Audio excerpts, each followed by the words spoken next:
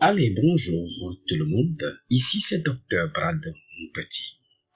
Je me plais souvent de montrer à mes collaborateurs et à mes étudiants la façon professionnelle de faire toutes choses. Et dans ce cas spécifique, je vais parler du réseau professionnel qu'on appelle LinkedIn. Pour cet exercice, je me suis créé un compte fictif que je vais utiliser pour la démonstration. Alors, nous voyons bien qu'il y a un lien ici qui renseigne pour un certain monsieur XY. Maintenant, à travers ce compte, on ne peut pas voir quel est alors le degré de professionnalisme de ce monsieur.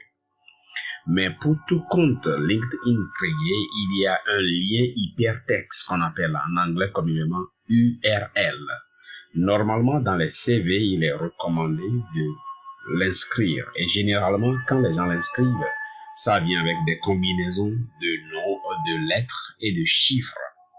En principe, ceci n'est pas approprié.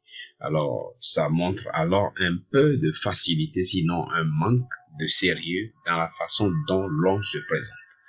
Dans un premier temps, nous allons alors parcourir comment alors identifier son lien pour voir si ça comporte réellement des chiffres. La première façon de le savoir, c'est de cliquer sur son nom. Et nous voyons bien évidemment ici que ceci comporte alors le nom, et puis des chiffres. Normalement, il faut éviter ça. Il faut peut-être garder le tout comme ça, et puis avec sans les chiffres. Alors ça, c'est la première façon de voir alors le lien hypertexte. Donc, si vous faites un CV, c'est ce lien qu'il faut intégrer. Alors, la deuxième façon de voir ce même lien, c'est de cliquer par ici et aller voir le profil. Le même lien va venir. Alors, comme ce lien-là, ce n'est pas bien, nous allons entreprendre alors de cliquer par ici, modifier le profil public et l'URL. Nous allons cliquer là-dessus, nous pouvons faire tous les changements ici que nous souhaitons, mais nous allons plutôt nous intéresser à cette partie. Et alors, nous allons modifier ceci et enlever tout ça. Peut-être partie par exemple. Partie n'existe pas. C'est très bien. Alors, on part de l'ancien lien et on vient à quelque chose de plus raisonnable. Et c'est bien d'avoir, après IN, barre, la première lettre du prénom et puis le nom de famille.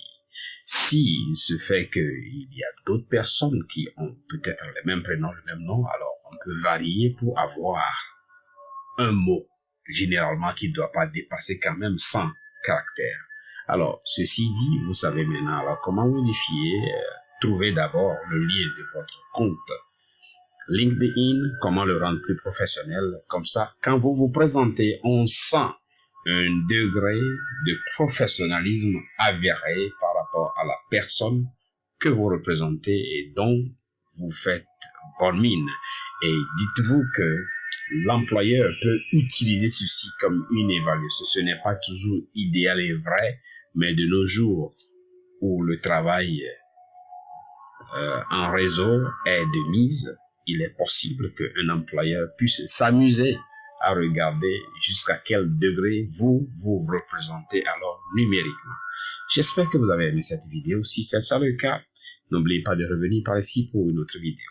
Allez, c'était juste une vidéo de démonstration. À plus tard.